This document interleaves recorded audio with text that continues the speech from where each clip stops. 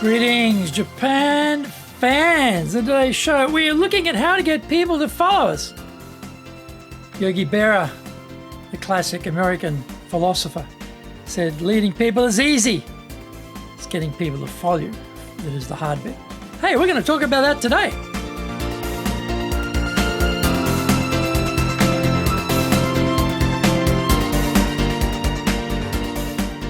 Maishu, arigatou gozaimasu, and welcome back to the 7th year of the Leadership Japan series, and I'm your host in Tokyo, Dr. Rick Story, your corporate coaching and training guy, committed to your success, President, Dale Carnegie Training Japan, a best-selling author of Japan Sales Mastery and Japan Business Mastery.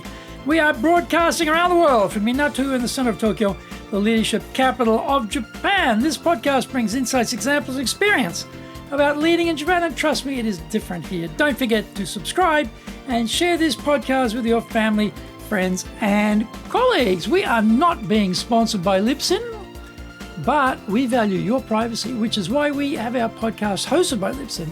Unlike many other hosting organizations, Libsyn have a strict policy that does not allow access to your private information by anyone. Here is our daily podcast lineup on iTunes. Mondays, the Cutting Edge Japan Business Show. Tuesday, the Presentation Japan series. Every second Tuesday, the Business Touches in the Oshie Show. Wednesday, the Sales Japan series. Thursdays, the Leadership Japan series. And every second Thursday, the Business Pro Podcast Show. Fridays, the Japan Business Mastery Show. Saturdays, Japan's top business interviews. Before we get going any further, here's today's handy Japanese phrase. And it is yappari, yappari, yappari, just as I suspected. Someone's supposed to turn up at a certain time, they don't turn up, yappari, just as I suspected they weren't going to make it. Something is supposed to happen and it doesn't happen, you're supposed to win the lottery, it doesn't happen, yappari, yappari, I knew I wouldn't win, yappari, yappari, yappari. This is episode number 385. Today we are talking about, as a leader, how to provide guidance your people will follow. Giving people orders is fine and fun when you are the leader. Not so great when you're on the receiving end, though. Collaboration and innovation are two seismic shifts in work style that are fundamentally different from the way most leaders are educated. Command and control were more the order of business back in the day. Hierarchy was clear. Bosses brooked no opposing ideas or opinions, and everybody below knew their place. Things have moved on, but have the bosses moved on with it? Basically, the people you see in your daily purview are arraigned against a similar team in another steel and glass high-rise monstrosity somewhere across town. The quality of their teamwork and their ideas determines who wins in today's marketplace. All the cogs have to intersect smoothly, and the quality and speed of the output are the differentiators. Are your salespeople better than the opposition? Is the marketing department punching above its weight?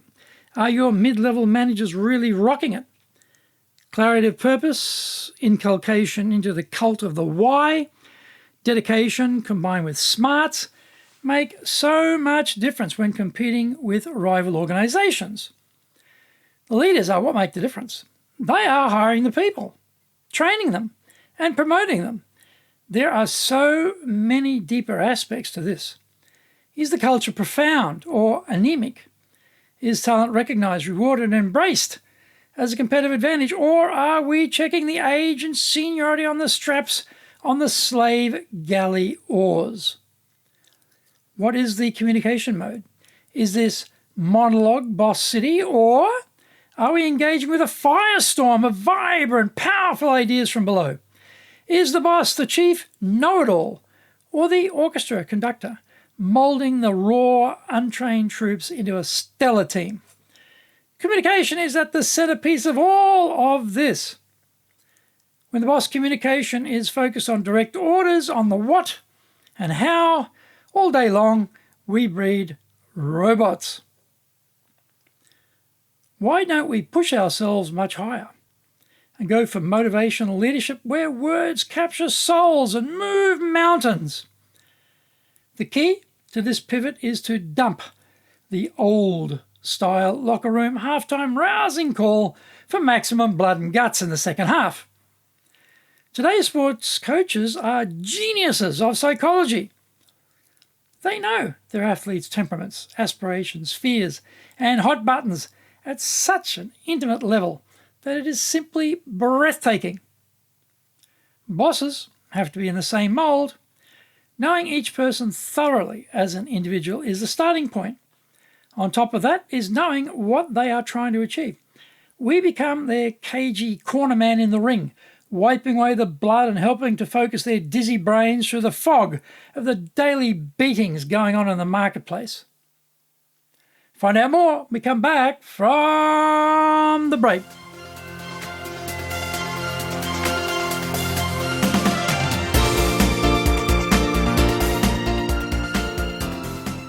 Today's show is brought to you by our public courses, but we also do custom in-house programs. We do these in our super safe classroom. We do them live online. We do them in Japanese. We do them in English. Today's show is sponsored by, on the 20th of November, in our professional leadership series, we're looking at dealing with mistakes. Also on the 20th of November, we'll do a section there live online on negotiations. On the 27th of November, we'll continue with our professional leadership series, looking at vision, mission, and values. Our website is at enjapan.dalekenny.com. Get more information on those programs there. Also email me at greg.story@dalekenny.com. If you like learning by watching videos, we've got over 1,000 for you at Japan Dale Kenny TV on YouTube. We're releasing 3 TV shows every week on YouTube. The Cutting Edge Japan Business Show, that's a premier business show in Japan, comes out every Monday. Fridays we have the Japan Business Mastery Show, and Sundays we release Japan's top business interviews, where I interview leaders from SMEs all the way up to the corporate captains of industry on one topic, leading in Japan. Every second Thursday, we release the Business Pro television show. Don't forget, get my books, Japan Sales Mastery, and it's the Bible for selling in Japan, and Japan Business Mastery, both available on Amazon.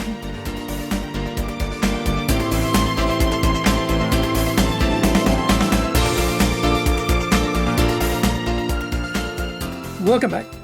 When we tell someone what to do, all we do is trigger negativity. Their cynical brains are burning with reasons why that is a bad idea. They feel the prime insult of being told what to do and consequently lack interest in executing a plan not of their own design, desire, or creation. The reason they are so skeptical is that the plan is unleashed in a finished format with no context or background attached. We need to get to the point tangentially with a story. By the way, we don't say, I'm going to tell you a story from my glorious past. That would be amusing. I would love to see the reaction to that little doozy of an opener. No! Instead, we go straight into a place in time, to a location they can identify, with people they probably will know. And we spin a yarn, a true yarn, about what happened to us and what we learnt from it. This whole narrative is short, under 2 minutes. We certainly don't flag our conclusion, MBA executive summary style at the start. No, we are more crafty than that. We are like eager ninja, luring the listener into our web of charm. We expose the background that led us to an experience and viewpoint on a topic.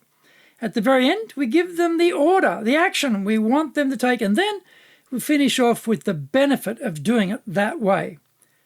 Next comes the hard bit for the old style leaders like me.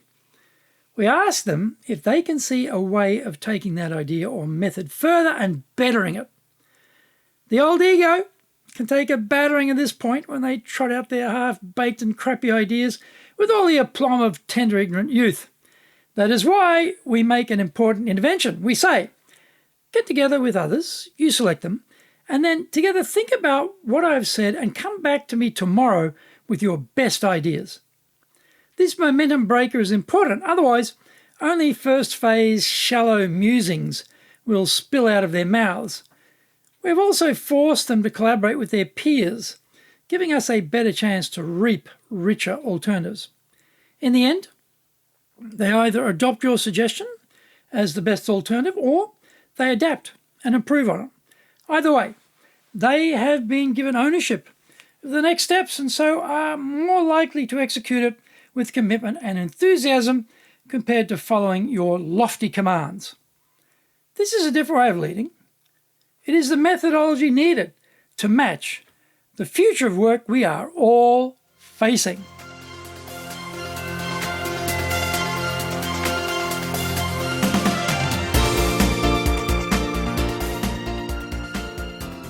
Thank you for joining the Leadership Japan series. If you found the program useful, tell your family, friends, and colleagues. Don't forget to subscribe and share this podcast. You can contact me at greg.story@dalecarnegie.com. Go to our website, enjapan.dalecarnegie.com. Until the next episode, take what you thought valuable, put into action, because I do applications. What makes winners winners? So be one of them. Remember, I'm your corporate coaching and training guy, committed to your success here in Nippon.